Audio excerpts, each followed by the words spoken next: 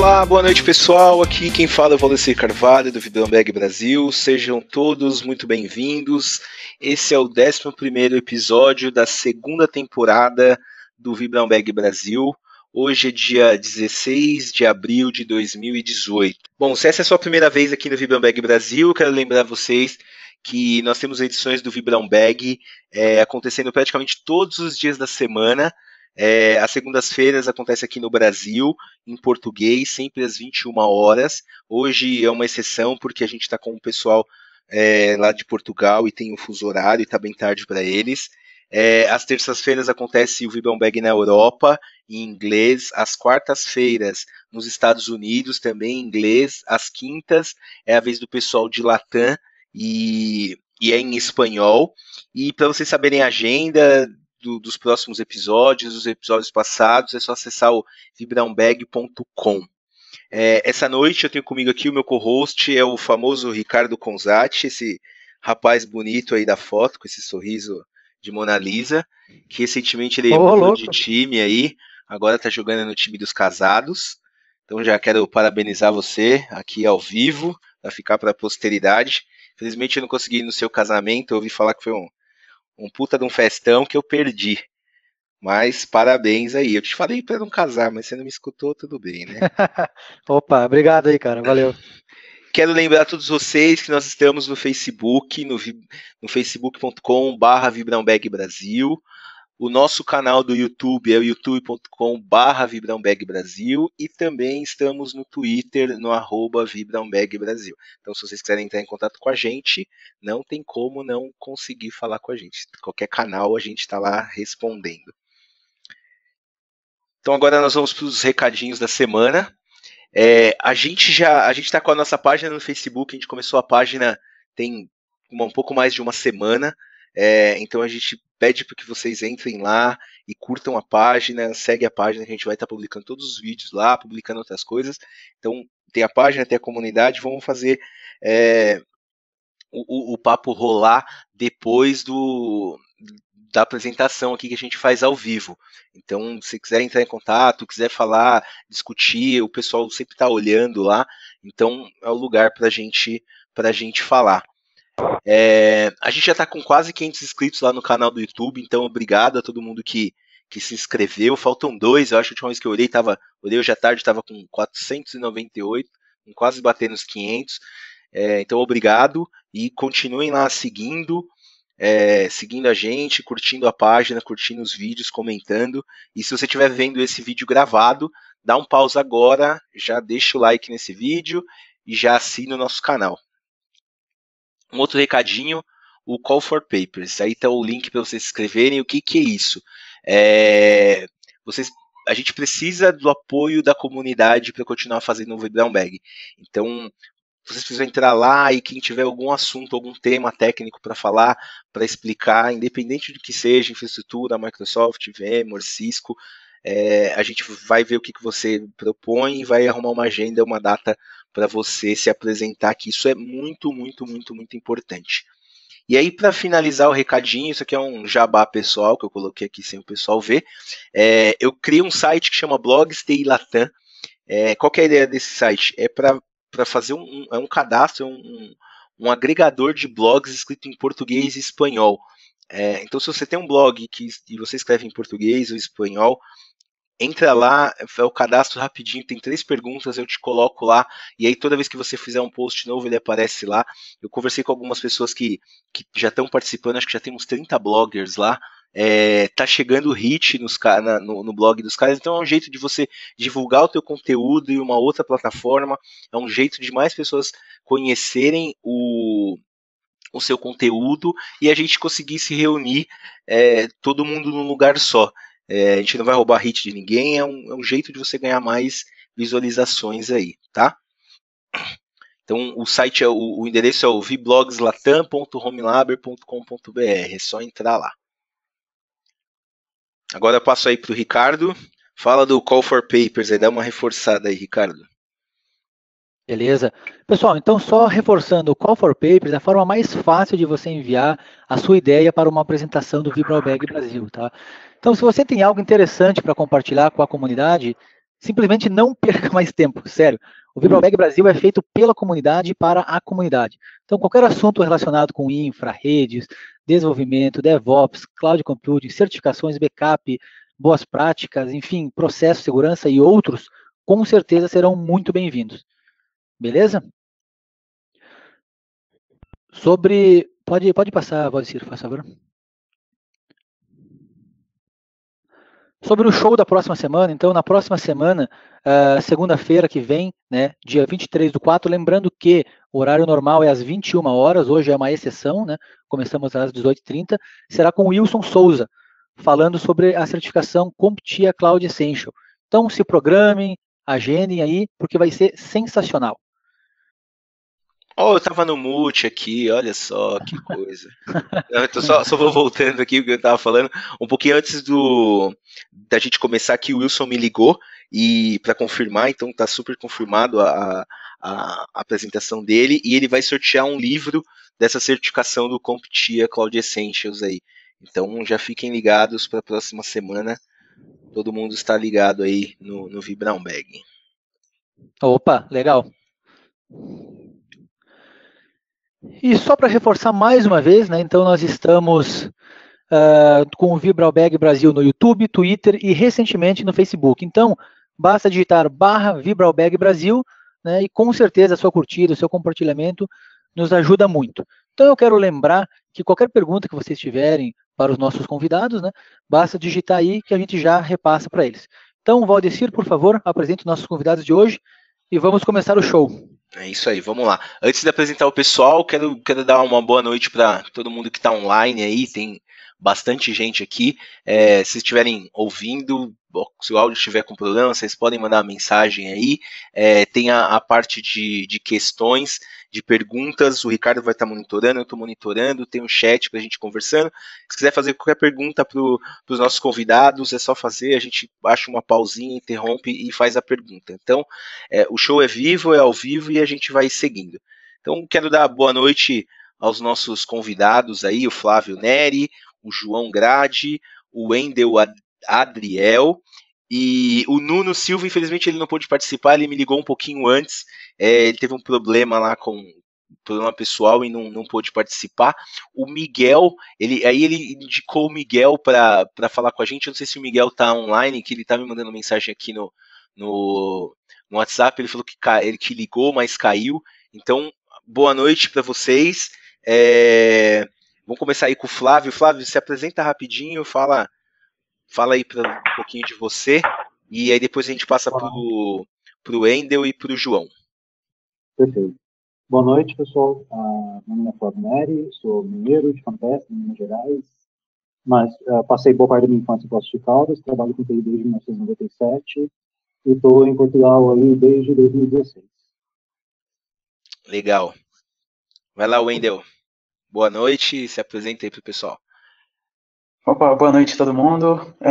Meu nome é Wendel, também sou mineiro, venho ali também do interior de Minas, mas esses últimos anos eu morei um tempo em Brasília e também estou desde 2016 morando cá em Portugal, em Lisboa.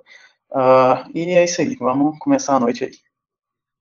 Boa, beleza. Boa noite, João, seja bem-vindo, obrigado por estar participando. Se apresenta aí para o pessoal. Olá, boa noite, obrigado pelo convite.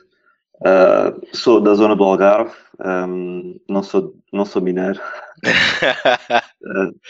Trabalho em informática desde 2004 em Portugal e mudei-me para a República Checa em 2016, ou seja, há cerca de 2 anos. Estou a trabalhar cá.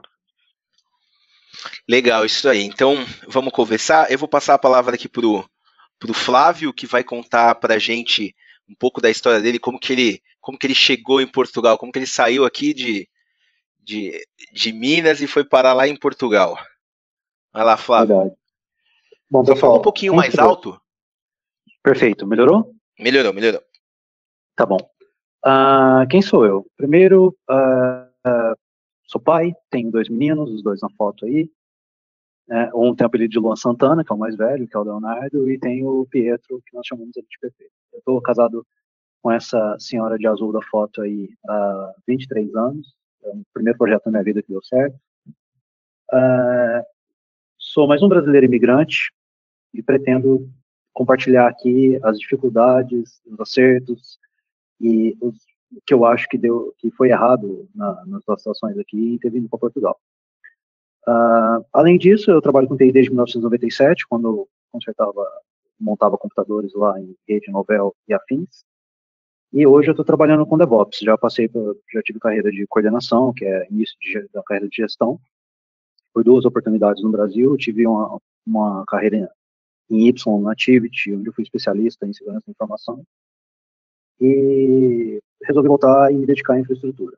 Hoje eu trabalho com AWS, Docker, Terraform, Ansible, SaltStalk e outras ferramentas que auxiliam os DevOps aí a transformar a infraestrutura em código. Pode passar, por favor, Luci? Opa, então você já vai voltar aqui logo mais para falar para a gente de DevOps, Terraform, hein? Aí mais técnico, que eu sei que você é nerdão. Vamos.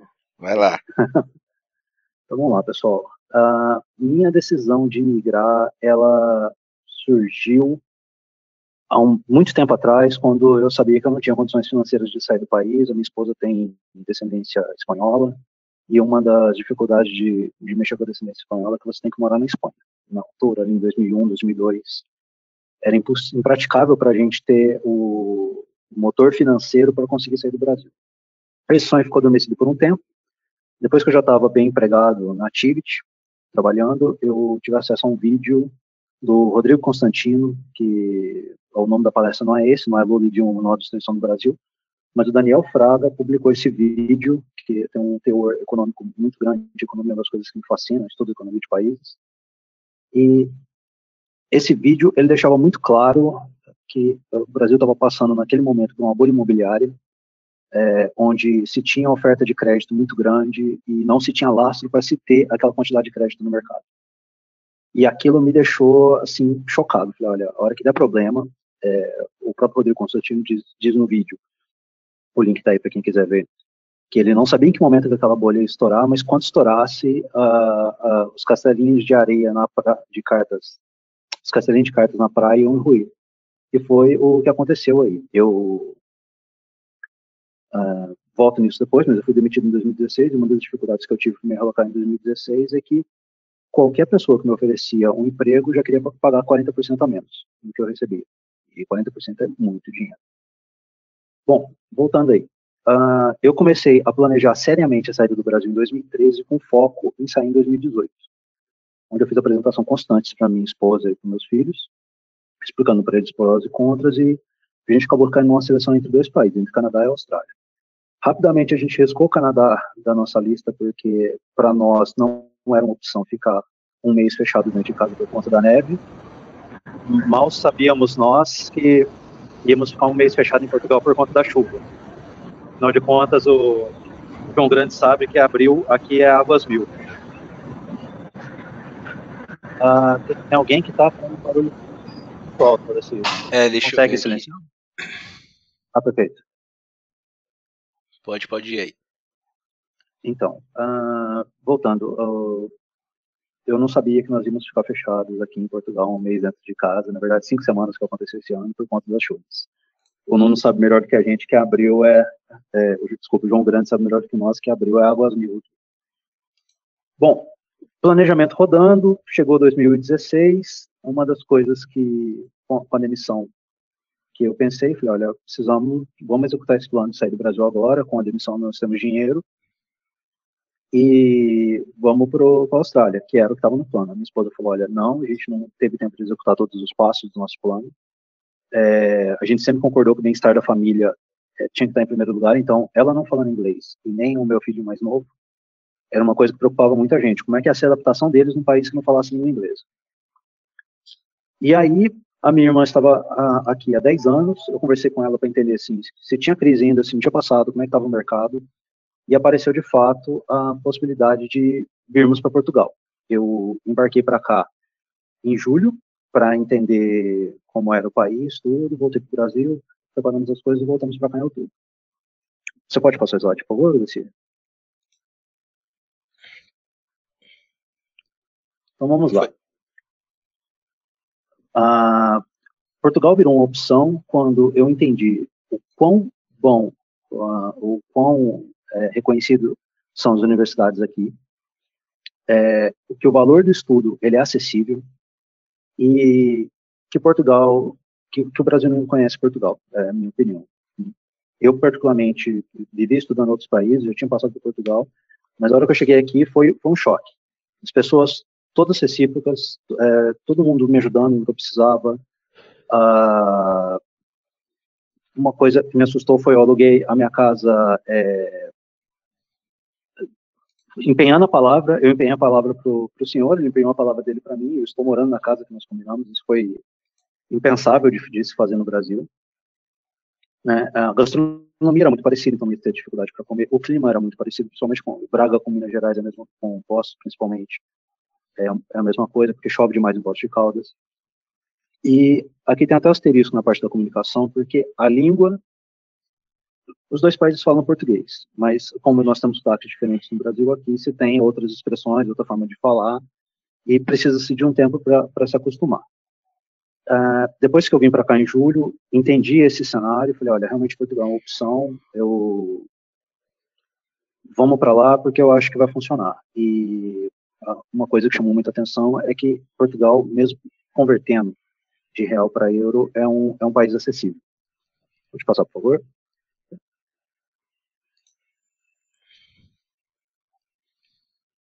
Só antes de entrar nesse ponto, Valdeci, tem aquela foto ali do Roberto Leal, que você colocou, mas no Brasil a gente diz que ele é português, e aqui em Portugal eles dizem que ele é brasileiro. No final, o Roberto Leal é brasileiro ou é português? Ele é o NEM, depende do lugar que ele tá. Ele é o paradoxo do gato, lá que eu esqueci o sobrenome do... Você conhece ele, João? Conheço a música, mas não conheço pessoalmente, claro, mas nós dizemos que ele é brasileiro, sim. É porque ele foi muito famoso aqui nos anos 80. Muito Sim, mesmo. Acho que até hoje ele faz show aqui, viu?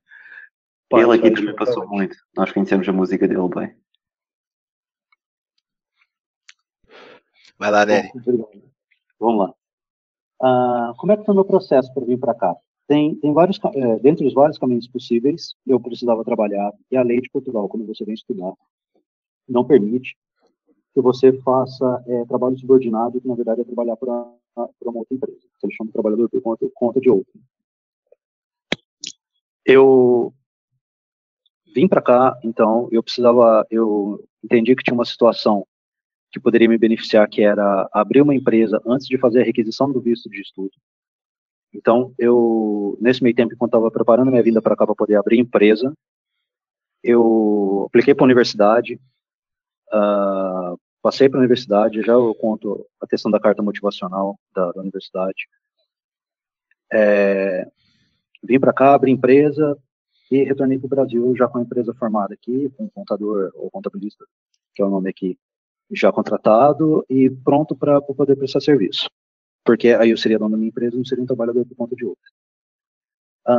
O processo de aplicar para a universidade foi converter o meu currículo acadêmico no formato Europass, tem um site de referência, e a minha carta motivacional, além de escrever o que eu tinha feito na escola, o que eu achava importante, o que eu queria prestar atenção, já tinha um plano para fazer a dissertação do mestrado, que é a área que eu queria trabalhar, que é a questão de prover indicadores de TI voltado para o negócio. Ou seja, se você tem começar a alinhar o desempenho, por exemplo, no e-commerce, ao rendimento da empresa. E ter, de fato, algumas métricas ali que vão ser...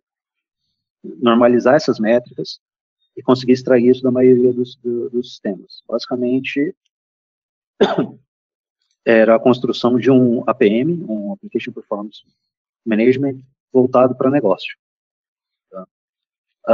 A coordenadora do curso gostou bastante, e só a título de curiosidade, eu fiquei em primeiro colocado na classificação do mestrado. Perdão. Depois da aplicação para o mestrado, depois de receber o ok da universidade, eu dei entrada no visto no consulado. Esse é um processo um pouco demorado, eles dizem que é de 30 a 60 dias úteis. E no meu caso demorou muito tempo. foram aí quase 60 dias úteis mesmo, porque comprovar renda é sempre um problema, principalmente desempregado. Eu tive que usar imposto de renda e foi o que acabou passando. Depois que eu já estava com a universidade garantida e com a passagem comprada, já tinha sido aceito, o meu visto já tinha sido emitido, eu comecei a procurar emprego aqui de fato, e aí eu consegui um trabalho numa empresa que chama Eurotux, trabalha muito com open source, e Linux é o empresa, Linux Intel. Para essa empresa, o que eu coloquei? Coloquei o meu currículo no formato Europass, tirando as coisas acadêmicas, embora não precise, porque aqui uma coisa que eles consideram muito é o que você fez na universidade. E a minha carta motivacional para a empresa, ela descrevia que eu já estava com a vinda certa para Portugal e eu estava solicitando uma entrevista. Não estava solicitando, não estava aplicando para uma vaga diretamente. O proprietário da empresa disse que chamou muita atenção dele, porque já era uma pessoa que estava certa de vir para cá. Fala só um pouquinho mais alto, Nery. Tá bem, é que a garganta já foi embora. Deixa eu beber um pouco d'água. Bom, voltando. O fato de já estar tudo pronto, tudo certo para vir para Portugal, chamou a atenção do proprietário da empresa. Ele me ofereceu a entrevista e acabamos fechando uma vaga. Ele tinha algumas necessidades de uma pessoa que entendesse de ITIL e conseguisse transformar um pipeline de TI de ITIL para DevOps, e foi isso que nós acabamos fazendo. A título de curiosidade, eu trabalhei para a Sonai aqui, que é uma, se não me engano, é a maior empresa de Portugal. Bom, questão da viagem. Eu saí do Brasil com a esposa, 2 filhos e mais o nosso cachorro. E quando se vai sair com o animal, tem que se planejar nos mínimos detalhes, porque tem uma série de datas e requerimentos que você tem que cumprir por questão de exame. Porque a União Europeia considera que a raiva foi extinta aqui, e de fato deve ter sido. E no Brasil nós ainda temos este cenário de ainda ter raiva nos animais. Então tem que colocar chip no animal, tem que vacinar, fazer coleta, tem que, depois de 30 dias que você faz a vacinação, você tem que fazer a coleta, fazer a cultura do sangue, para poder ver se está a quantidade de anticorpos necessários. Pode passar, por favor, Edson? Pronto. Como é estar aqui em Portugal? Trabalho certo, estou no ambiente montado, casa alugada, mobiliada.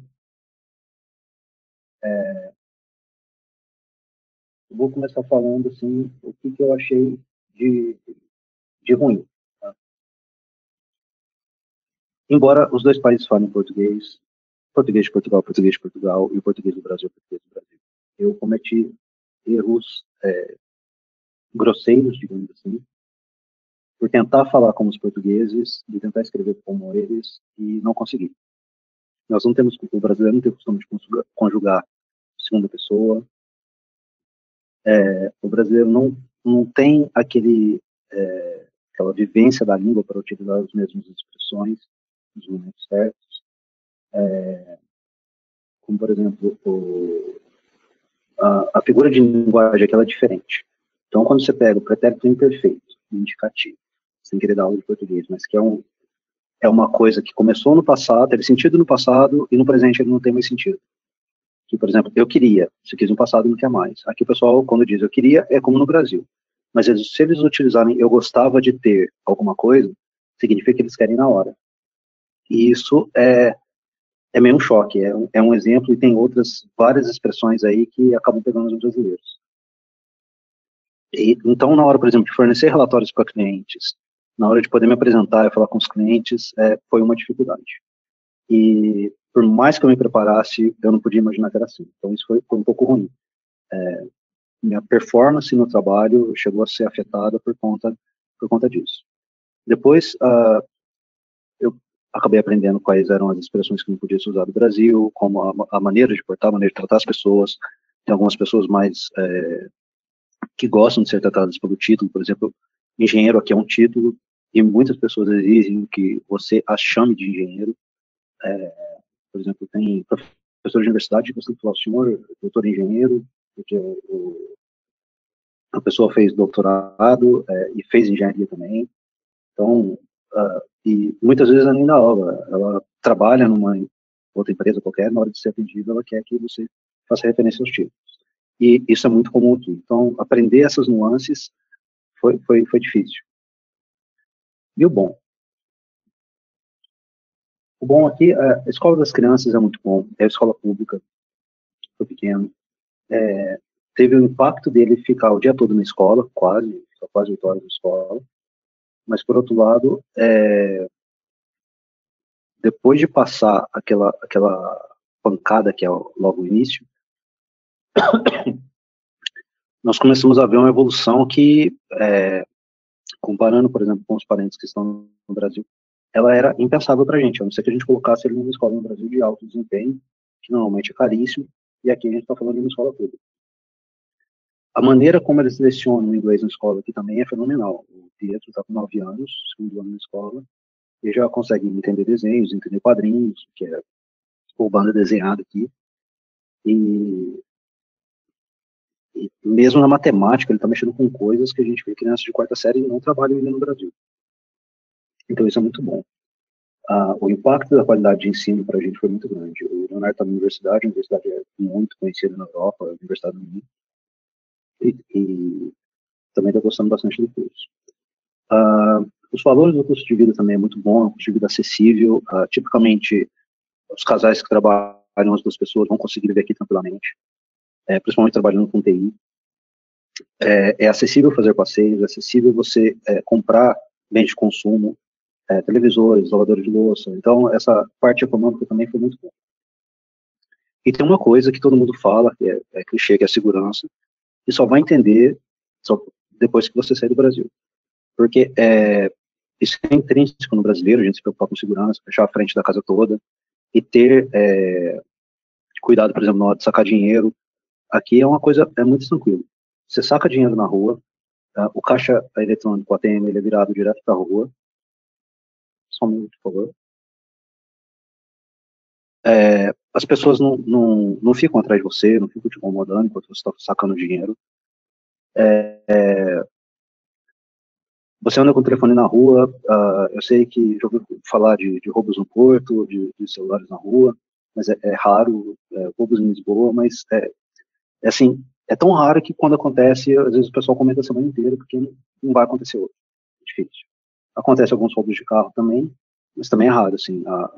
Mesmo se a gente for levar na proporção, são coisas raras. Então, assim, a segurança para quem é brasileiro aqui é infinitamente maior. Você pode passar, por favor, Lucy?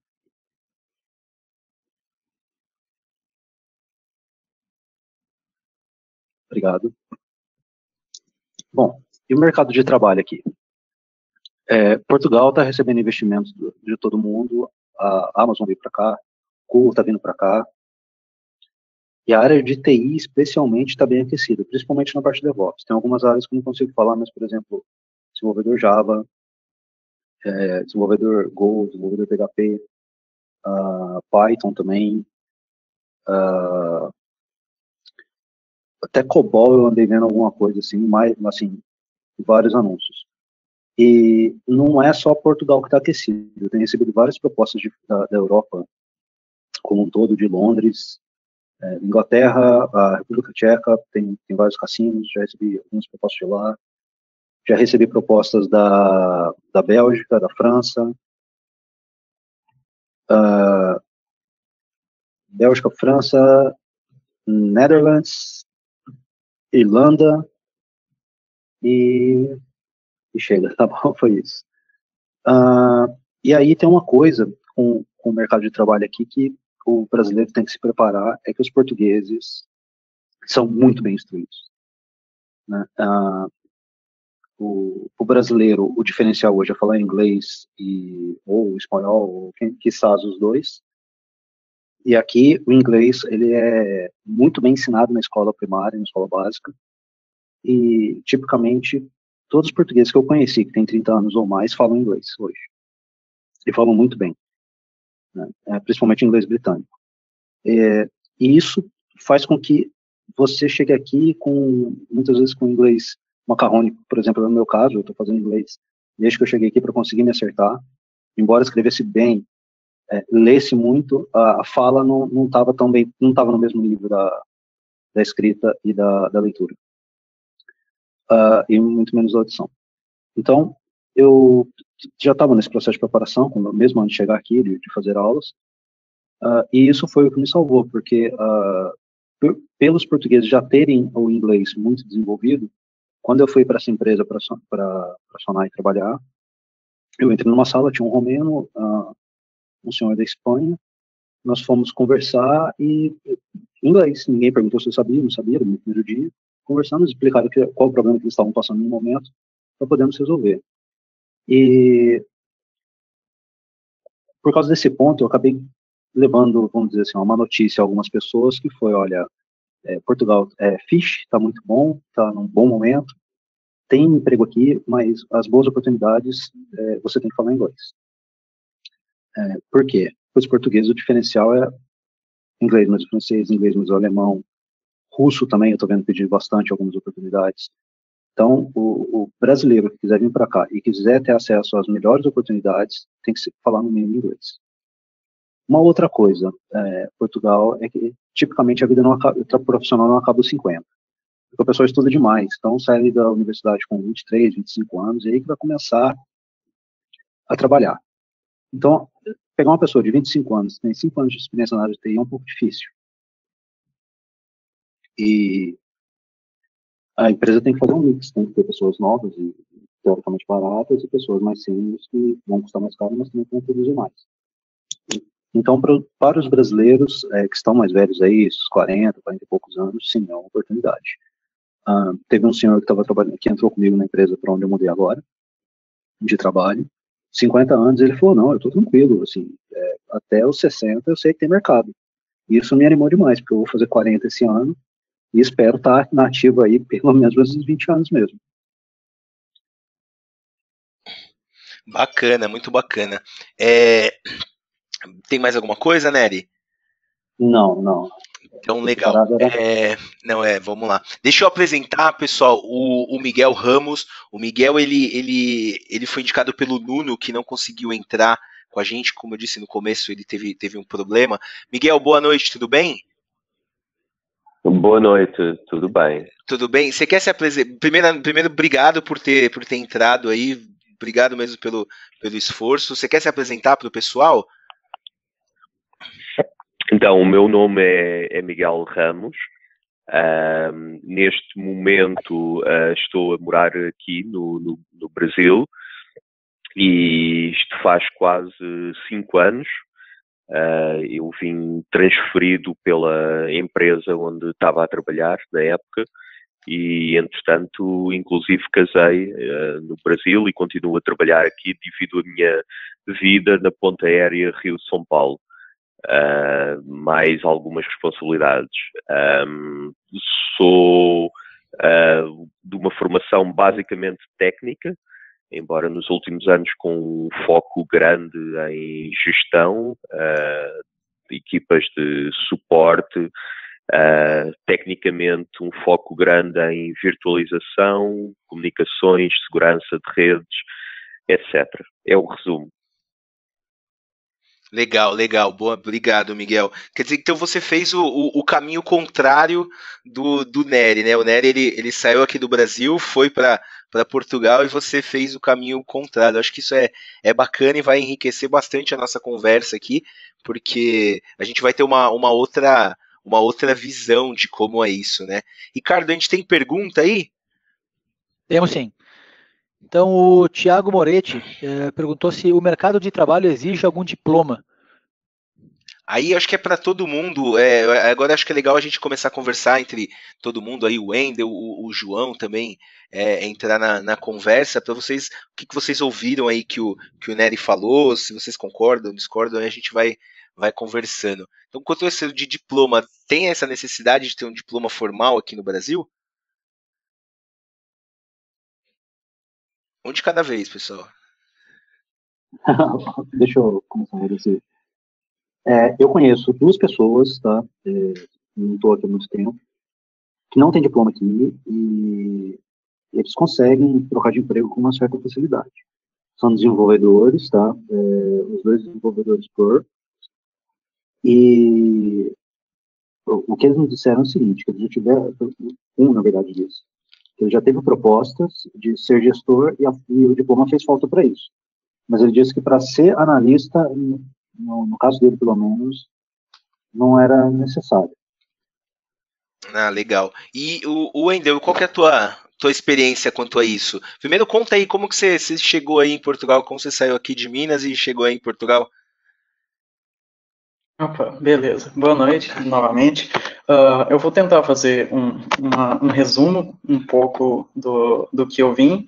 A minha experiência foi praticamente bem diferente da do Nery, então eu vou fazer mais ou menos um resumo também, que acho que é até interessante, porque como foi tão diferente, pode dar mais uma visão. Claro, claro. Quando eu morava em Minas, primeiro, eu trabalho com programação, com TI, desde os 16 anos, então eu comecei cedo a estudar, antes mesmo da faculdade eu já trabalhava com TI, mas eu trabalhava como freelancer. Eu trabalhei por diversos anos como freelancer, nunca trabalhando em empresas, até porque no interior de Minas não tinha uma demanda. Eu morava numa cidade pequena e não tinha uma demanda, não tinha nem empresas de TI. Tinha 1 ou 2 empresas que eram pequenas, que tinham umas 3, 4 pessoas a trabalhar só. Então, eu me casei cedo, eu me casei também, praticamente, eu tinha 19, eu ia fazer 20 anos quando eu me casei, e eu era concursado em Minas Gerais, não era um concurso, assim, com um salário muito bom, porém, era algo estável, e além desse trabalho, eu fazia os freelancers, então, para mim, estava tudo bem. Em 2014, eu terminei o meu curso, eu fiz análise e desenvolvimento de sistemas, é um curso tecnólogo, depois eu posso até falar um pouco mais, porque algumas pessoas já me perguntaram sobre, e depois que eu terminei esse curso, a minha esposa, ela é de Brasília, e a gente resolveu ir para Brasília. Só que a gente foi para Brasília praticamente sem, vamos dizer assim, sem nenhum preparo. A gente resolveu, vamos para Brasília? Vamos. Então, eu resignei do meu cargo público e a gente foi para Brasília sem emprego, os dois, e foi só na coragem mesmo. Chegando em Brasília, até então, eu não participava de comunidades, de desenvolvedores, nem nada, mas chegando em Brasília, como eu não conhecia ninguém, praticamente, eu tinha que começar a fazer algum contato. Então, nos primeiros dias que eu cheguei, eu procurei algumas comunidades de desenvolvedores online, e postei que eu tinha chegado em Brasília, precisava de um emprego, porque eu tinha acabado de mudar, estava sem emprego, tudo, e em menos de 5 dias eu consegui um primeiro trabalho e comecei a trabalhar. Isso foi bom, o salário não era muito alto, mas foi uma coisa boa que abriu a porta, até porque, como eu não tinha experiência ainda de trabalhar em empresas, foi um pouco mais difícil, porque eu já tinha tentado algumas entrevistas antes de ir para Brasília e não tinha dado certo, por causa que eu não tinha experiência de trabalho em empresas, mas chegando lá foi rápido de conseguir. Isso foi no começo de 2015. Em Brasília, eu cheguei a trabalhar em 2 empresas, em 3 cargos diferentes, e no começo de 2016, a minha esposa começou a olhar algumas coisas fora e falar, poxa, a gente podia tentar alguma coisa fora e tudo. Eu sempre fui muito inseguro quanto a isso, então eu falava, mas não, o pessoal de fora deve saber muito, eu não vou conseguir. Mas, de toda forma, ela me incentivou, eu comecei a fazer algumas entrevistas.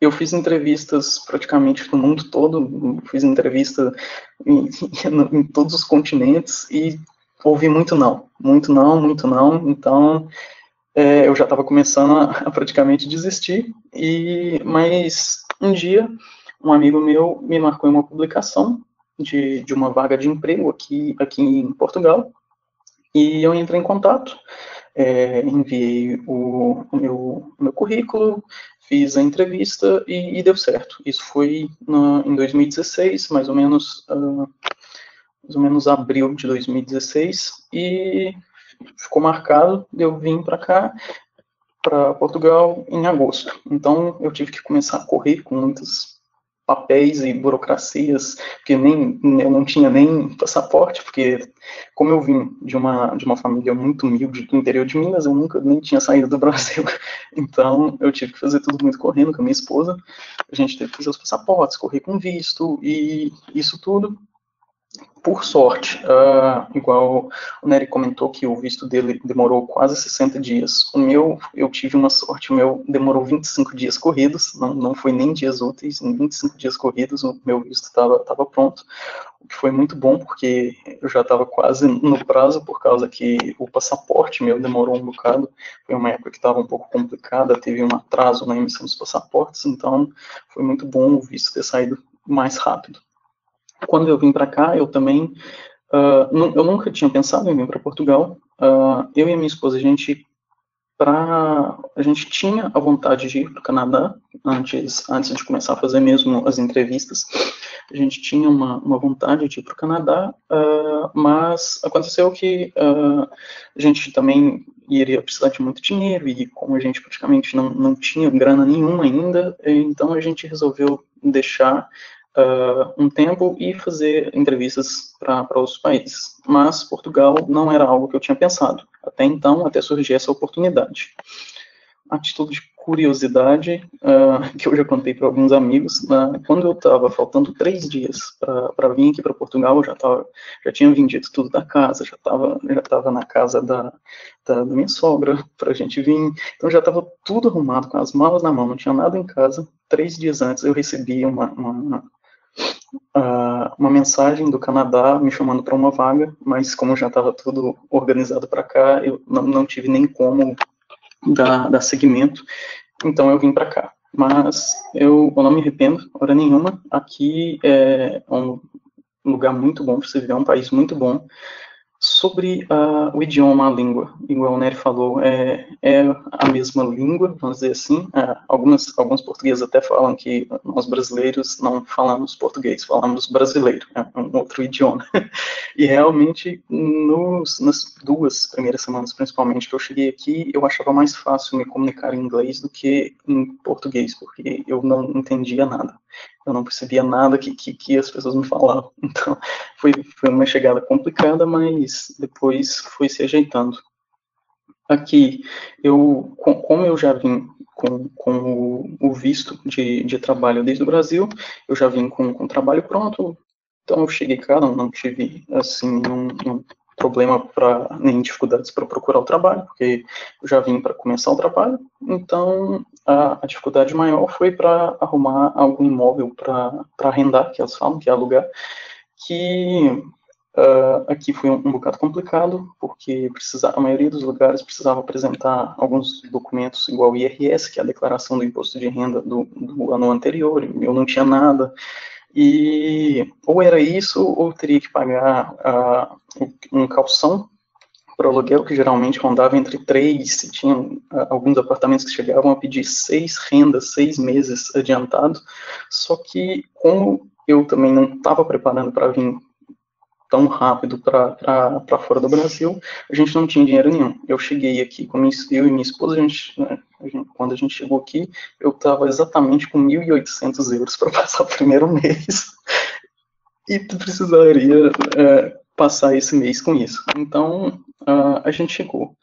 E a gente não foi para um apartamento de início.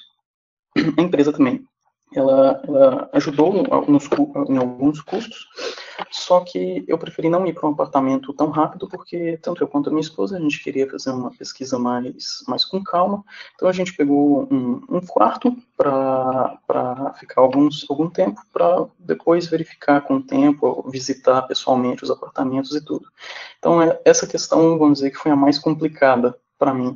Muitas pessoas até chegavam a falar que isso foi um problema de alguns anos atrás, que na crise alguns brasileiros deram problemas, alugavam as casas, não pagavam, iam embora para o Brasil e não pagavam na época da crise, e acabou, vamos dizer assim, manchando um pouco o nome. Eu entendo, até entendo, não tem vamos dizer assim, que mesmo que a gente não seja não iria agir dessa maneira, eles têm que ter um certo cuidado, até porque a gente também não tinha nenhum documento, por exemplo, de impostos de ano anterior. Eu tinha acabado de chegar aqui, mesmo tendo visto na mão, eles precisavam de uma garantia a mais, então a gente entende isso. É brasileiro fazendo brasileirice, né? Sim, sempre. É complicado. Sobre os estudos. Como veio eu e minha esposa, a gente não tem ainda filhos, então eu não sei falar muito de escolas. O Nery deu alguma experiência dele. Eu tive alguma experiência só mesmo com o ensino superior. Eu comecei a fazer um mestrado aqui, e realmente o ensino aqui ele é muito diferente. Eu achei assim, o nível é muito diferente do que a gente tem no Brasil, pelo menos nas escolas públicas, assim, e as faculdades aqui, elas exigem muito do estudante. Legal. Wendel, deixa eu só te cortar um pouco para a gente ir fazendo as perguntas do pessoal, e aí a gente vai falando sobre esses temas, sobre escola, sobre outras coisas, senão você vai contar tudo, aí não sobra para as perguntas, acaba dando spoiler. Eu queria fazer uma pergunta agora pro João. O João, ele fez meio que um caminho diferente. O João saiu de Portugal e foi trabalhar em outro país. Conta pra gente, João, qual que foi a tua motivação para sair de Portugal? Para você, como português, Portugal estava ruim, não estava tão aquecido de trabalho, e você achou que era melhor ir para um outro lugar para ter uma oportunidade melhor? Conta um pouco para a gente aí. Ok. Boa noite, pessoal, novamente. O meu processo de trabalho foi um bocado diferente, porque eu comecei a trabalhar numa empresa, depois é que tirei o curso superior e continuei na mesma empresa. Mas em Portugal existe muito trabalho para TI, mas na área de desenvolvimento. Pelo menos no meu ponto de vista, e todas as pessoas que eu conheço que conseguem trabalhar mais facilmente, são todos developers. A malta de quem trabalha em infraestrutura, gestão de infraestrutura, como eu, no meu caso, VMware, é mais complicado. E, para além disso, o grande mercado de trabalho em Portugal só existe nas grandes cidades, que são Lisboa e Porto. Talvez Braga um pouco mais, por causa também da universidade. Mas são praticamente 3 cidades em Portugal que têm uma grande oferta. O resto do país está um bocado desfavorecido na área da IT. Eu, como sou da zona do Algarve, que é no sul de Portugal, temos muito pouca oferta de IT aí. E na altura em que eu terminei o ensino superior, e a minha empresa não me dava opções de progredir na carreira, porque já não podia mais para aquela área onde eu estava. Surgiu uma proposta aleatória no LinkedIn de alguém que precisava de uma pessoa de VMware para a IBM na República Checa. Eu concorri só para ver no que dava, e passado 4 meses ou 5 meses estava cá a trabalhar. Interessante. Então, o mercado ele realmente está mais aquecido para o pessoal de dev, né? A gente que é de infra. Tá. É isso, há muitas startups a começar, muitas mesmo. Lisboa até é um mercado muito grande de startups. Muitas empresas estrangeiras estão a apostar em criar escritórios em Portugal, porque o nível de vida é melhor do que, por exemplo, em Inglaterra. Nós em Portugal temos sol quase o ano inteiro, o clima é melhor, e eles estão a apostar muito em criar escritórios em Portugal, contratar pessoas porque pagam muito menos em Portugal do que pagam no Reino Unido. E a mão de obra é muito qualificada. Interessante. E o custo de vida eu acredito que seja menor também, né? É muito menor, muito menor. Se compararmos com Londres ou arredores de Londres, Lisboa, sendo a capital de Portugal, ainda é mais barato do que Londres propriamente. Legal. E você, Miguel, o que te motivou a sair de Portugal e vir para o Brasil, fazer o caminho contrário? Na realidade, eu já havia feito alguns projetos aqui no Brasil. A minha área também é infraestrutura. E há muitos anos que estou na mesma empresa, e quando houve a necessidade de fazer uma remodelação, uma reforma, como se diz aqui, da estrutura humana da empresa aqui no Brasil, fui convidado para assumir a gestão de TI a nível Brasil. Por isso foi um desafio profissional. Eu tinha a mesma posição em Portugal. A diferença é uma diferença de escala. Portugal, na empresa onde eu estou, está acima da 30ª posição no ranking mundial, e o Brasil está no top 5 a nível de tamanho, faturamento, e a dimensão é completamente diferente. Por isso, no meu caso, não foi uma questão de opção ou de uma questão de falta de mercado, foi mesmo uma questão de me desafiar a nível profissional pela dimensão. Interessante, legal, bem bacana. Vamos pegar uma pergunta. Tem pergunta aí, Ricardo? Eu sei que estou vendo que tem um monte de pergunta aí, vai passando para a gente. Nós temos várias. Eu vou pegar uma aqui especificamente sobre certificações na área de infra, tá?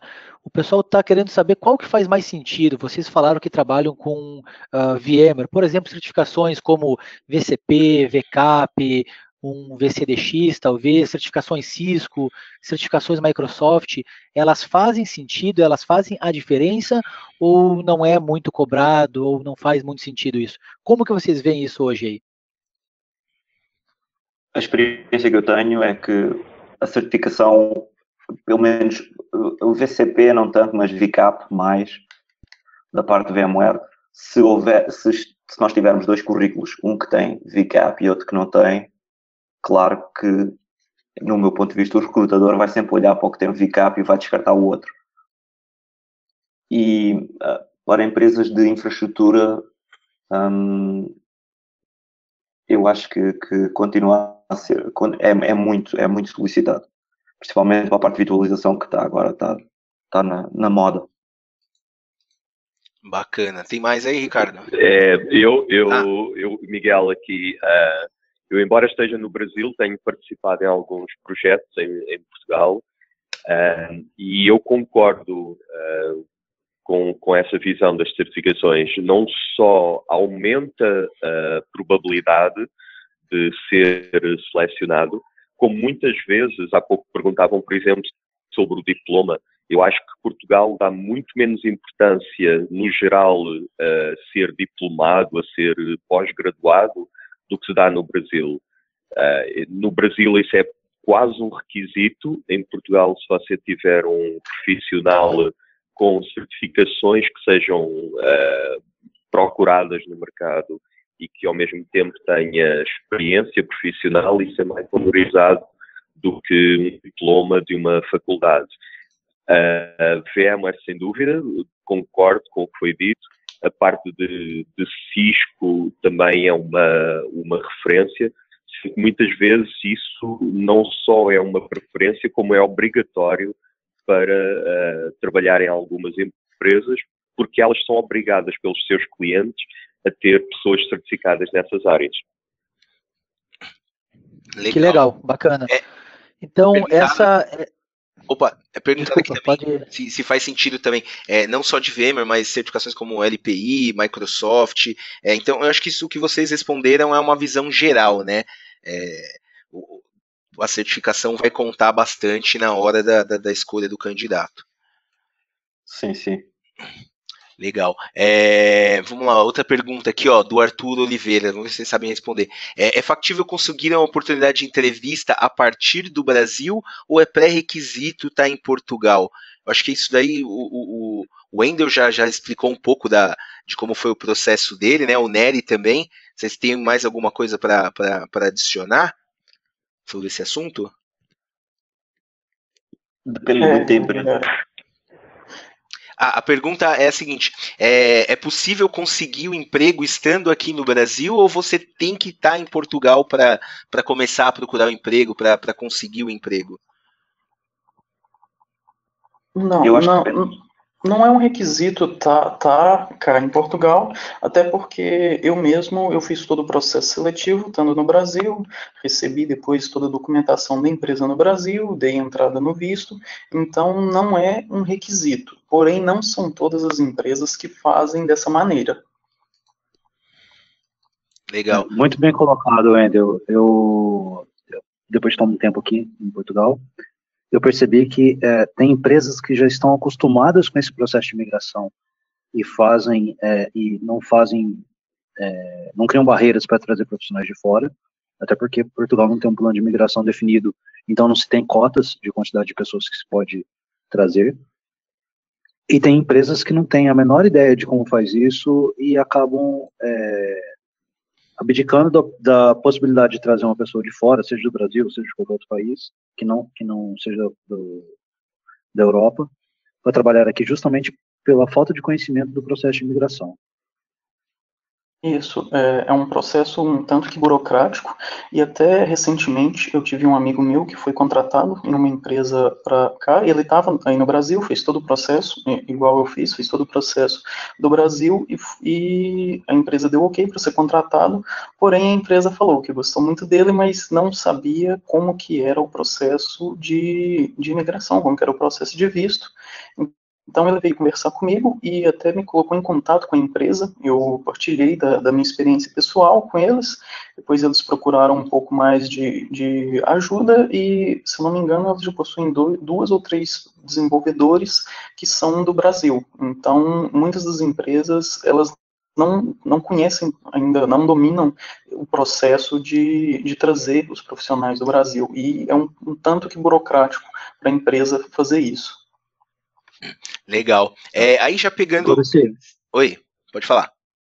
Me permite compartilhar uma experiência aqui? Claro. Pessoal, vamos lá. Como eu disse, eu vim para cá, abri empresa, voltei para o Brasil para não ser trabalhador por conta de outrem. Isso era válido naquela época, ou na altura, como se diz aqui. Eu tirei meu visto, minha residência como estudante, e não trabalhava por conta de outrem. E a lei mudou nesse meio tempo. Então, quando eu fui renovar meu título de residência, eu tive que comprovar N coisas que não tinham sido solicitado antes, justamente porque mudou o entendimento da lei. Veja bem, não é que isso é uma lei nova, mudou o entendimento, ou seja, jurisprudência em cima daquela lei. E aí, para eles, uma pessoa que tinha uma empresa era a mesma coisa de um trabalhador por conta de outro, e eu teria que passar por um outro processo. Então, eu aguardei ali quase 4 meses até meu caso ser julgado pelo CEF, me deram a possibilidade de continuar aqui e vou continuar. Eu estou contando esse exemplo porque a pessoa tem muito vídeo na internet de como emigrar para Portugal, como fazer A, como fazer B. Queria pedir para as pessoas tomarem cuidado com isso, porque as leis mudam muito, muito. O que é verdade hoje pode não ser verdade amanhã. Há uma série de pessoas aí que estão ali no parlamento só fazendo leis. E se entender a lei aqui, embora elas sejam escritas de maneira mais simples do que no Brasil, é um processo complicado que você tem que juntar todos os aditivos das leis para você ter a última versão válida.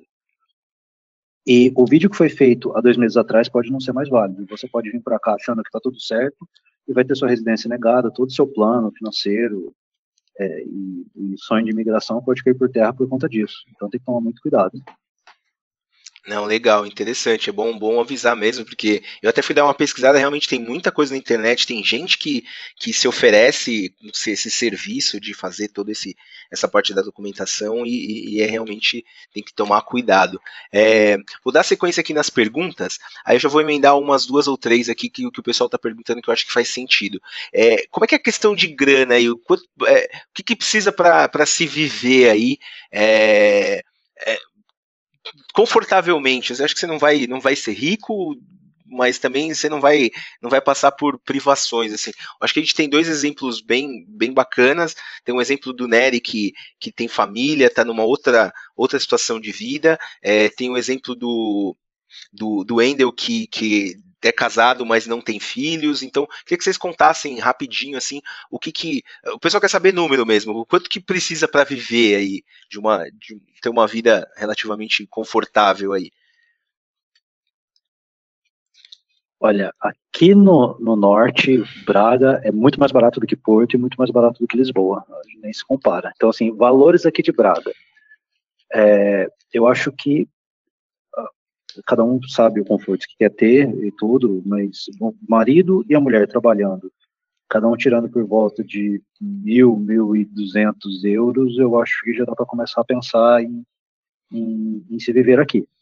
Você vai ter dignidade, você vai conseguir pagar um aluguel de um apartamento bom, você consegue fazer um planejamento para comprar um carro, se for comprar um carro parcelado, mas, assim, muito cuidado na hora de escutar isso, porque cada um sabe o quanto que custa a sua vida e não quero pôr preço no conforto de ninguém.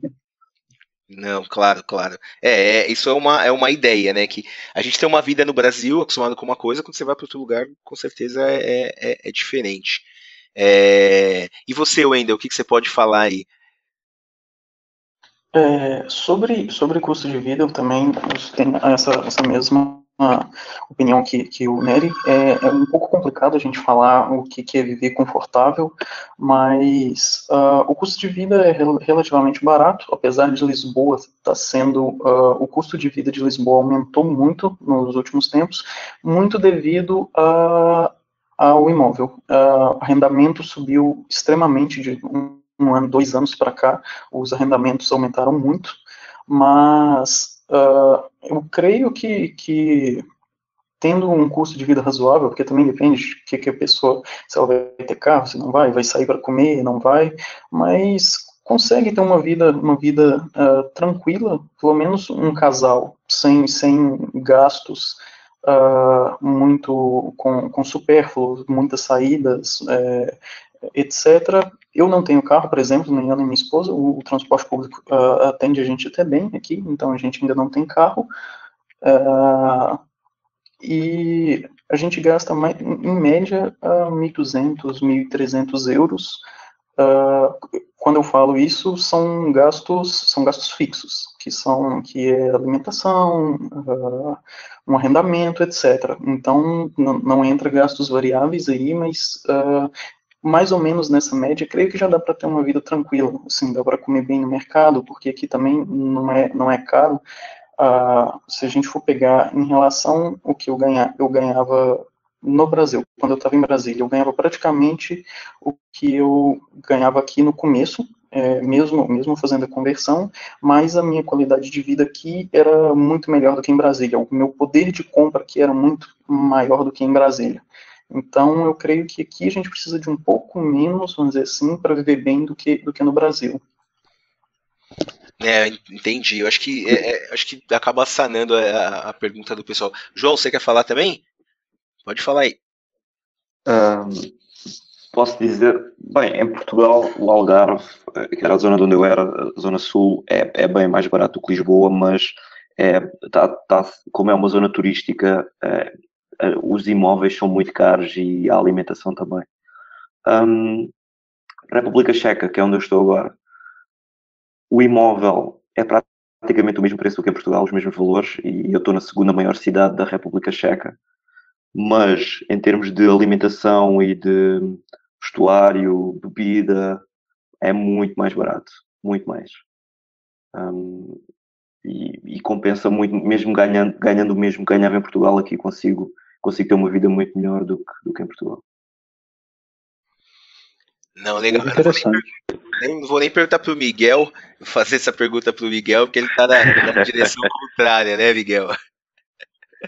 Mas ainda assim eu tenho alguma experiência porque eu frequentemente estou em Portugal e eu consigo ver algumas diferenças. Aqui no Brasil há, por exemplo, uma diferença muito grande entre Rio e São Paulo. Eu, no Rio de Janeiro, consigo comprar quase o dobro das coisas no mercado do que consigo pelo mesmo valor em São Paulo. Mas há diferenças em Portugal, por exemplo, um convênio de saúde, que é uma coisa que se dá bastante importância, o que é, na minha opinião, imprescindível no Brasil. Em Portugal eu acho que é recomendável, embora não seja uma situação de vida e de morte como é no Brasil. Se uma pessoa for num hospital público em Portugal, vai ser atendido. Pode ter um tempo de espera extremamente longo, mas vai ser atendido. Agora, um convênio de saúde que permite um atendimento diferenciado em Portugal provavelmente vai custar qualquer coisa como 80 ou 90 euros por mês. Não é nada demais. Um condomínio de um imóvel, ok, pode-se ter um aluguer ou uma prestação cara, mas um condomínio de um imóvel vai estar entre os 50 e os 100 euros no máximo mês. Essas são referências bastante diferentes em relação ao Brasil no geral. Isso comparando algo com a mesma qualidade. Do resto, não há tanta diferença assim. Eu acho que no Brasil, para se viver com dignidade, é preciso gastar muito mais dinheiro. Isso acrescenta a questão da escola particular, porque a escola pública no Brasil não parece ser uma opção. Quando estamos a falar de colégio, né? Não estou a falar das universidades federais, mas até chegar à faculdade é obrigatório uma escola privada no Brasil, na minha opinião. E isso não existe em Portugal. Só essas coisas fazem uma diferença. Além disso, houve recentemente um jornal em Portugal que publicou um artigo que falava exatamente quanto é que é necessário para viver com dignidade, e eles chegaram a um valor de 1.800 euros mês para um casal sem filhos. E isso mesmo nas cidades grandes. Isso é como já foi dito, não é pôr um valor no conforto de cada um e no que cada um acha essencial, mas vive-se bem por esse valor. Nossa, legal, bacana. Foi legal ter essa outra visão, né? Que, assim, eu sou pai de duas crianças, eu pago escola, e escola é uma coisa muito, muito cara aqui no Brasil. E eu vejo que isso faz uma diferença bem grande. E mais uma pergunta aqui, ó, do Luiz Segatelli, é o Sega, nosso amigo aí, ó. Quem tem cidadania portuguesa ajuda na procura de emprego e diminui a burocracia? Valdecir, o teu microfone está um pouco com voz de robô aí. Deve ser a internet aqui. Melhorou? Tá. Deu para entender a pergunta? A pergunta acho que deu para entender, só o teu microfone ficou um pouco bagunçado aí. Segue lá. Pessoal, eu só vou repetir aqui só para validar que vocês entenderam. A pergunta do Luiz é se para quem já tem cidadania portuguesa, se ajuda para procurar emprego e pode talvez diminuir um pouco da burocracia para se mudar para Portugal, por exemplo. O que vocês acham? O que eu tenho visto aqui é que quando se tem cidadania é automático, digamos assim. A pessoa faz a aplicação à vaga e é mais a questão dela acertar a data de início do que qualquer outra coisa. E não só para Portugal, aí para qualquer país do espaço Schengen, que é o espaço de livre trânsito de pessoas aqui e mercadorias. Tem conhecidos... Então, talvez até se você tiver, por exemplo, cidadania de outro país da Europa que não seja especificamente Portugal, isso pode te ajudar também, então. Sim, ajudará. Os amigos que eu tenho, um está trabalhando na Bélgica e o outro está na França. E eles não tiveram dificuldade nenhuma para sair do Brasil. Nenhuma. Eu Miguel, aqui, eu tenho falado com muitas pessoas e eu experimentei o contrário, não é? O ganhar o visto aqui no Brasil. Mas o que acontece é que, sendo o Brasil um país feito de cidadãos de tantos países misturados, o que acontece é que se tiver um passaporte europeu, é indiferente o país em que está a trabalhar. Sendo que em Portugal a lei, inclusive, foi mudada e há muitos brasileiros com parentes, avós portugueses. O que acontece é que a lei foi alterada e antigamente era necessário que os pais tivessem já esse passaporte para os filhos poderem ter, e atualmente é possível saltar uma geração. Por isso, se os avós tinham passaporte ou identidade portuguesa, é possível fazer o processo diretamente. Isso simplificou bastante. Entendi, legal. Essa próxima pergunta é para o Wendel. Eu sei que você trabalha numa empresa dos Estados Unidos hoje, né? Naquele esquema home office. Nesse caso, você poderia trabalhar em qualquer lugar? Tipo, você precisa estar em Portugal especificamente? Você poderia estar trabalhando aqui no Brasil, por exemplo? Ah, quando eu fui pegar esse trabalho, eu também tive que conversar um pouco com algumas contabilistas, algumas pessoas, que eu também, como não tinha muito conhecimento sobre a lei, mas eu tenho meu cartão de residência, é o título de residência temporário. Esse título de residência temporário, eu tenho que renovar ele de tempos em tempos. Agora, por exemplo, eu tenho que renovar de 2 em 2 anos, até completar 5 anos aqui, que aí eu ganho a cidadania não, o título de residência permanente. Com o título de residência temporário, tem um número máximo de tempo que eu posso permanecer fora do país. Então, não é que eu possa ficar fora do país aqui de Portugal o tempo todo, apesar de que a minha residência fiscal é aqui, então os impostos eu recolho aqui e tudo, mas mesmo assim, por causa de algumas coisas mais burocráticas do título de residência, eu não posso permanecer tanto tempo fora. Porém, eu posso, por exemplo, pegar e passar um mês no Brasil, 2 meses, posso passar um mês, 2 meses em algum outro país qualquer aqui da Europa ou fora da Europa, trabalhando normal, continuando a reter os impostos aqui, não tem nenhum problema. Eu só tenho que tomar cuidado mesmo, eu não lembro de cabeça agora certo quanto que é o tempo, mas tem um tempo limite que eu posso passar fora para que eu possa continuar com o meu título de residência. Então, só tem que tomar cuidado com isso. É até bom procurar alguém que sabe mais disso, igual o Neri falou, muitas das vezes essas leis alteram bastante, então nessas situações eu sempre gosto de estar consultando alguém. Eu consultei uma pessoa, só que de cabeça agora eu não estou lembrado, então não quero arriscar falar nenhum número errado aqui, mas depois eu posso até verificar e colocar no canal de vocês, no Twitter, alguma coisa assim. Tá bom, legal. Beleza, então nós temos mais uma pergunta aqui pro Nery. Essa pergunta é da Vanessa Oliveira, tá? Se quando ele foi para Portugal, tinha visto de estudante com emprego já definido a partir de uma entrevista realizada ainda no Brasil. E ela gostaria de entender um pouco mais sobre esse processo de abrir alguma empresa em Portugal, mesmo assim, já tendo talvez alguma definição que você voltaria daqui a algum tempo. Né? Como é que foi isso? Se você pode dar um pouco mais de detalhes sobre esse processo. Posso. Vamos lá.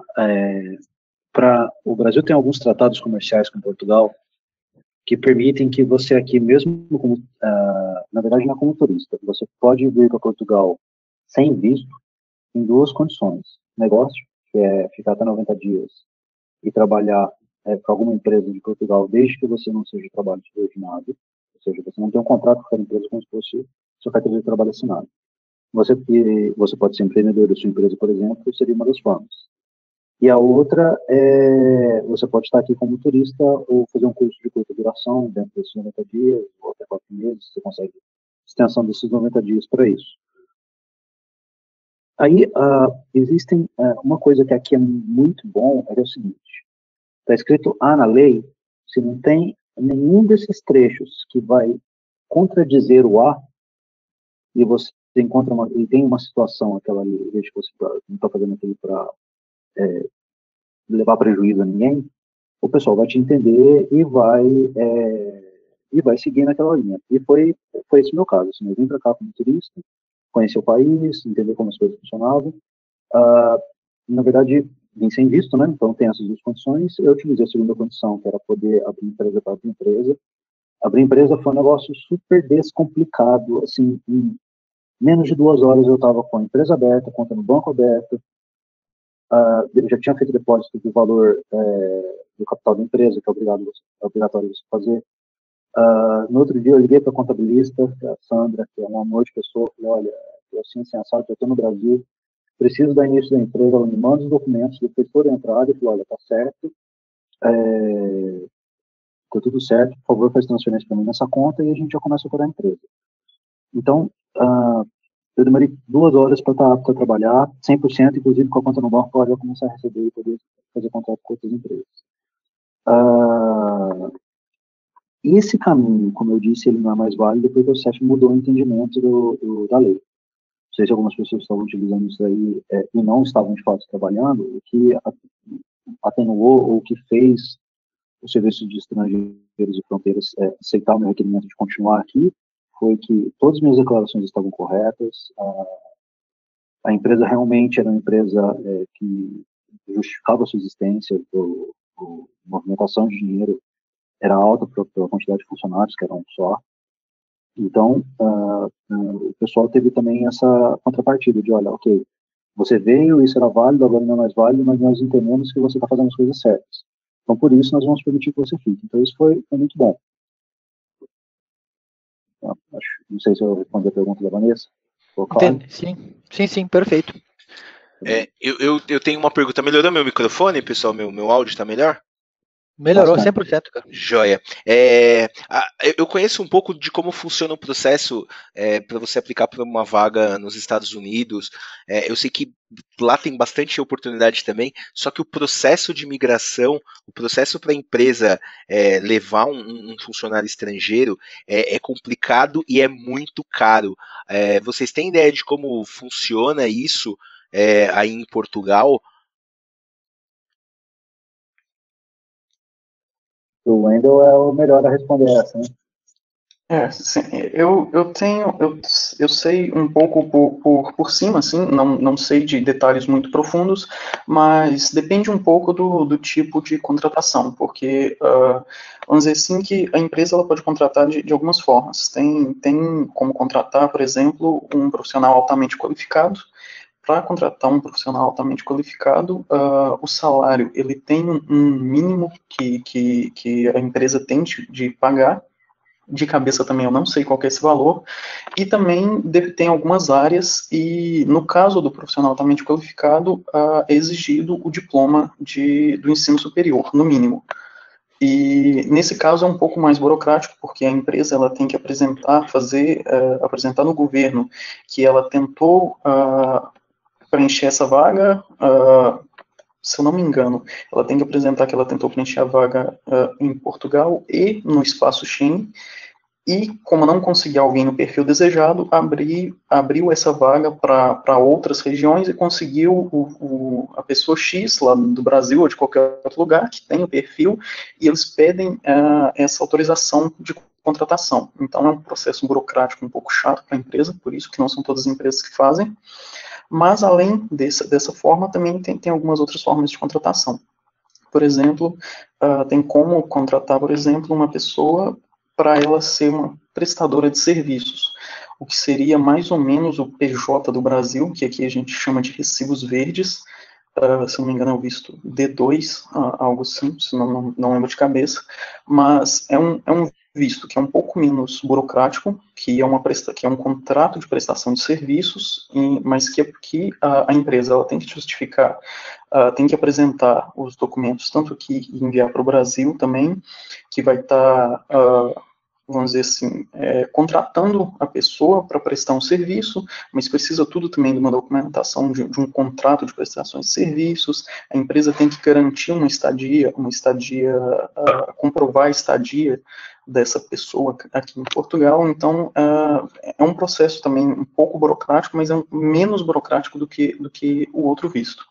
Tem alguns outros tipos de visto, mas eu não sei falar muito sobre eles. Esses são os que eu tenho mais conhecimento, mas também eu não tenho, vamos dizer assim, tantas informações e não posso dar 100% de garantia em nada, até porque eu não mexo muito com isso, mas eu já ajudei algumas pessoas e é isso mais ou menos que eu sei, mas é sempre bom verificar no site do governo, no site do CEF, as informações direitinho para ter a informação 100% correta. Não, legal. Aqui eu vou fazer a última pergunta, que a gente já tá bem tarde, já deve ser meia-noite aí para vocês, 1h para o João. Tem uma pergunta aqui específica para o Wendel. O fato de você ter cursado um curso tecnólogo aqui no Brasil prejudicou alguma coisa o teu processo de arrumar emprego aí, ou não fez muita diferença? para o processo do visto não teve problema nenhum. Eu apresentei o meu diploma de tecnólogo, não teve nenhum problema. Eu acho que tanto fazer eu apresentar o tecnólogo ou o bacharel, eu pelo menos não tive ninguém, hora nenhuma, falou que seria um problema esse curso. Agora, quando eu fui da entrada para o mestrado aqui, eu tive um porém, porque o meu curso tecnólogo, ele é um curso tecnólogo de 3 anos. E no mestrado, eu fui aceito, mas porque o curso, para ser aceito no mestrado, tem que ter tem que ter tido uma duração mínima de 3 anos. Alguns cursos tecnólogos são 2 anos. Esses cursos, eles não são aceitos para a pessoa entrar para um mestrado. Ela tem que fazer agora eu não sei se a pessoa tem que fazer um curso, uma licenciatura completa aqui, ou se ela tem que fazer matérias avulsas para fazer um complemento, mas quando a pessoa tem um tecnólogo de 2 anos, ela não consegue entrar de uma vez para o mestrado. Porém, para o visto de trabalho, eu não tive nenhum problema. Ah, legal, bacana. Alguém mais tem alguma coisa para falar sobre esse assunto? Nery? Não. Sobre esse assunto, o que eu conheço é basicamente o que o Wendel falou. Algumas vezes eu vi pessoas, mas que fizeram cursos de 4 anos ou mais, fazendo adequação das matérias que aqui eles chamam de cadeiras, para poder depois fazer um mestrado. Entendi. Então, no meu caso, eu já tinha lido sobre isso. Eu fiz sistemas de informação no Brasil, mas o meu curso tinha acabado de virar de ciência da computação para sistema de informação. Então, por exemplo, eu tive matérias que tipicamente se tem na ciência da computação, e tive todas as matérias de sistema de informação. Então, chegando aqui, aquela carga de matemática que o pessoal tem em Portugal, que é mais forte do que se tem normalmente no Brasil no curso de sistema de informação, isso passou tranquilo. Obrigado, Fai, isso foi muito bom. A questão de ter feito sistema de informação, ter escolhido mestrado em sistema de informação, isso também casou, eles entenderam que era uma equivalência direta por causa da grade. E eles fazem conversão da nota, né? Então, assim, o mercado aqui é muito competitivo, cara, com relação às notas. E para você começar a concorrer, entrar nos cursos mais concorridos, vai ter que ser numa escala de 0 a 20, vai ter que ser de 16 para cima. Não, bacana. Bom, agora para a gente fechar, que a gente já está bem adiantado na hora aí, eu queria que vocês falassem assim, um conselho que vocês podem dar para o pessoal que está ouvindo, que vai ouvir na gravação aí.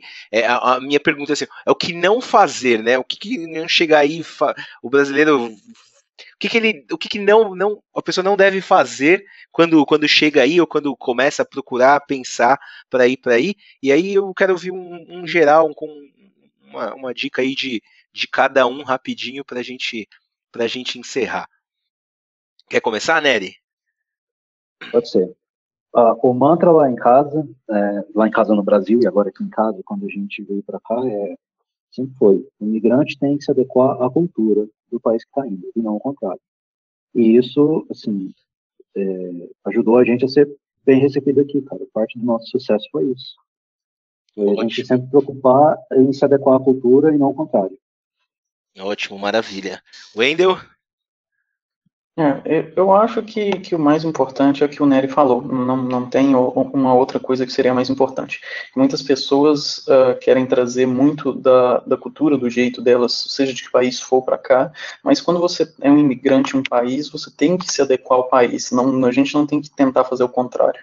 Então, acho que a melhor dica é essa. Se você vai para um país, você escolhe sair do seu país para um outro país, meu Deus do céu, é o sono. Você acaba tendo que se adequar a ele. Então, essa eu acho que a premissa inicial é a mais importante quando a gente sai do Brasil para qualquer outro país. Ótimo, ótimo. João, o que você acha que o brasileiro chega aí e faz de errado, que você dá o conselho para não fazer? Eu acho que tem que fazer bem o trabalho de casa, ter tudo preparado para quando chegar cá, para quando chegar a Portugal, neste caso, não ficarem de mãos a abanar, sem sítio para ficar ou com problemas de maior. E tentar arranjar logo Eu acho que é fácil para o brasileiro arranjar uma pequena comunidade ou outro brasileiro que o tente ajudar para onde ele vai. Não, legal. E o que você já viu aí? Você falou que tem bastante amigo brasileiro, até aí na República Tcheca. O que o brasileiro chega fazendo de errado aí? Eu cheguei já depois deles todos, por isso Você não conheci o processo deles. Mas eles já tinham todos a nacionalidade portuguesa. Eles tinham familiares portugueses e eles vieram todos de Portugal para cá. Ah, tá. Legal. Por isso eles já sabiam mais ou menos como é estar fora do Brasil. Entendi. E você, Miguel, o que você quer dar de conselho aí para o brasileiro que está querendo ir para Portugal? E eu acho que o Miguel caiu aqui. Ele mandou uma mensagem aqui que ele perdeu o áudio. Então, eu acho que é isso, pessoal. A gente vai encerrar. Você tem mais alguma pergunta aí, Ricardo? Não, tá tranquilo mesmo. Então é isso, a gente vai encerrar. Quero mais uma vez agradecer vocês. Eu sei que já é super tarde, já é meia-noite, aí 1 da manhã para o João. Agradeço mais uma vez por vocês terem aceitado o nosso convite de ter participado aqui do nosso podcast, pela quantidade de pessoas que entraram ao vivo e pela hora aqui no Brasil, hora do rush, o pessoal saindo do trabalho. Foi um sucesso, muita gente mandando pergunta, a gente não conseguiu responder todas. Peço desculpas, eu vou passar essas perguntas para o pessoal e se eles quiserem, eles conseguem responder lá quando o vídeo for para o ar. E aí, se vocês quiserem deixar o contato de vocês, depois que eu já coloquei lá no começo, eu acho que quem quiser entrar em contato com vocês pode, vocês não tem nenhuma restrição, adicionar no LinkedIn. E é isso, agradeço a todos vocês, agradeço o pessoal que acompanhou a gente aí até agora, quase 1h30 de live aí, se eu não estou errando as contas. E é isso, Ricardo, quer falar mais alguma coisa? Basicamente isso aí. A gente sabe que o horário para vocês é muito tarde, para nós é um pouco cedo, então a gente provavelmente hoje deve ter tido nosso público recorde aí. Então, muito obrigado por vocês terem participado. Pessoal, muito obrigado pelas perguntas realmente interessantes. E é isso, pessoal. Muito obrigado mesmo. Então é isso aí, a gente termina por aqui. Nosso obrigado e até a próxima semana.